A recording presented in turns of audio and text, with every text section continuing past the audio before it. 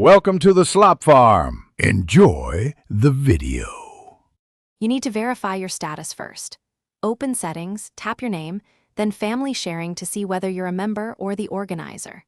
Once you confirm you're not the organizer, make sure you have your Apple ID password and device passcode ready.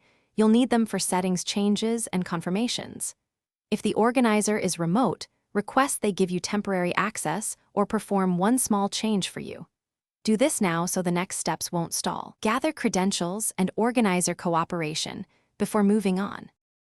You'll need the organizer to act next. Tell them to open Family Sharing, select your name, and toggle off Ask to Buy. That immediately stops requests. If they can't do it themselves, ask them to sign into your device for a minute to change the setting, then sign out. If the organizer refuses, request to be removed from the family group and re-invited with different settings, or jointly contact Apple ID support for help transferring organizer duties. Make sure to confirm changes before continuing. Once the organizer turns off Ask to Buy, sign out of your Apple ID and sign back in so permissions refresh, then test with a free app or small purchase attempt. If the restriction still appears, update your device to the latest iOS or Mac OS because syncing issues often block setting changes. If problems continue, have the organizer contact Apple support or provide written consent for support to modify the family group.